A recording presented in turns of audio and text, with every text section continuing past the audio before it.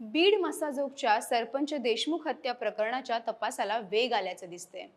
केज न्यायालयाकडून 14 दिवसांची पोलीस कोठडी सुनावल्यानंतर आता वाल्मिक कराडची सीआयडी कडून कसून चौकशी सुरू आहे।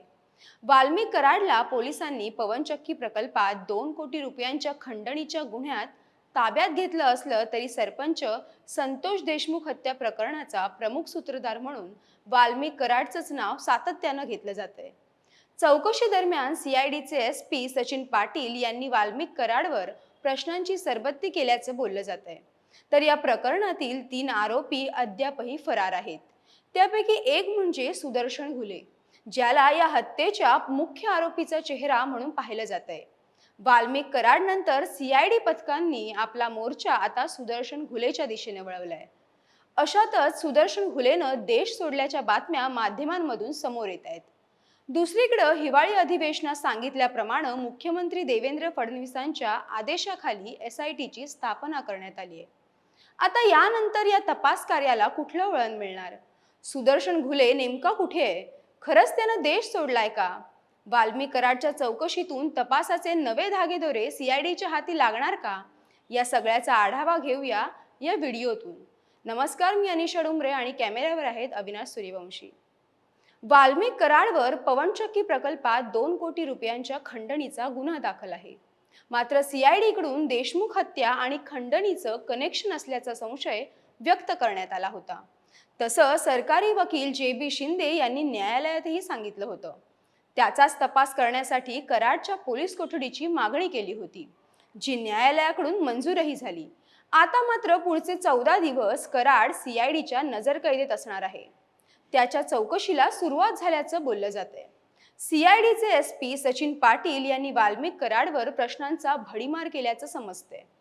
कराडची चौकशी करताना सीआयडीनं सरपंच संतोष देशमुखांना ओळखतो का? 22 दिवस फरार का राहिला? कुठे कुठे फिरला? सरपंच संतोष देशमुख यांची हत्या झाली याची काही माहिती आहे का? खंडणीच्या प्रकरणात तुझ्यावर गुन्हा दाखल आहे, त्यावर काही म्हणायचंय का? 2 कोटींच्या खंडणीचा मास्टरमाइंड कोण आहे? कोण कोण त्यात सहभागी आहे? 2 कोटींच्या खंडणीपैकी 50 लाख पवनचक्कीच्या कंपनीने दिलं होतं का? सरपंच संतोष देशमुख यांच्या हत्येशी खंडणीचं कनेक्शन आहे का? वॉचमॅन अशोक सोनावणेंना मारहाण झाल्यानंतर ते सरपंच देशमुखांकडे आले होते का?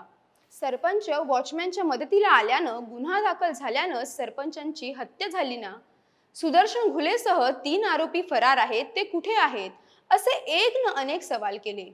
यावर वाल्मिक कराडनं काही महत्त्वपूर्ण खुलासे केले आहेत। शरण येण्यापूर्वी वाल्मिक कराड उज्जैन, कर्नाटक आणि गोव्यात लपला होता। उज्जैनमध्ये महाकालेश्वराचे दर्शन घेऊन तो गोव्यात आला। गोव्यातून वाल्मिक कराड कर्नाटकमध्ये आणि नंतर पुण्यात दाखल झाला। कराड या सर्व ठिकाणी स्वतःच्या कारनच फिरला, अशी माहिती त्याने स्वतःहून दिली आहे। यानंतर आता या घटनेतील 3 फरार आरोपी सीआयडीच्या रडारवर आहेत। या आरोपींमध्ये सुदर्शन घुले, कृष्णा आंधळे आणि सुधीर सांगळे या तिघांचा समावेश आहे। फरार आरोपींपैकी सीआयडीनं आपला मोर्चा सुदर्शन घुलेकडे वळवलाय। सीआयडी पथकांनी घुलेच्या केजमधील टाकळी गावात जाऊन चौकशी केली, मात्र घुलेच्या घराला कुलूप असल्याचं दिसून आलं। घटना घडल्याच्या दिवसापासून घर बंद असल्याचं आसपासच्या परिसरात बोललं जात आहे। हत्या प्रकरणातील आरोपींच्या अटकेसाठी मस्ताजोगच्या ग्रामस्थांनी जलसमाधी आंदोलन सुरू केलं। यावेळी बीडचे पोलीस अधीक्षक नवनीत कावत यांनी आंदोलकांची भेट घेतली, तेव्हा आंदोलकांकडून या प्रकरणी संताप व्यक्त करण्यात आला। 10 दिवस द्या, फरार आरोपींना लवकरात लवकर अटक करणार असे आश्वासन एसपी कावत यांनी मस्ताजोगच्या ग्रामस्थांना दिलं। एकीकडे 3 फरार आरोपींना पकडण्यासाठी सीआयडीची 7 पथकं देशभर रवाना झाली आहेत, तरीही मुख्य आरोपी सुदर्शन घुलेचा अद्यापही थांगपत्ता नाही। अशातच सुदर्शन घुलेनं देश सोडला अशा चर्चांना उधाण आलं। त्यामुळे सुदर्शन घुलेनं खरंच देश सोडलाय का, असा संशय तपास यंत्रणांकडून व्यक्त केला जातोय। सुदर्शन घुले हा सराईत गुन्हेगार असून त्याला यापूर्वीही नेपाळला पळून गेल्याची गुन्हेगारी पार्श्वभूमी आहे। त्यामुळे संतोष देशमुखांच्या हत्येनंतर घुलेनं पोलिसांच्या कचाट्यातून वाचण्यासाठी नेपाळला पलायन केल्याचा संशय व्यक्त केला जात आहे।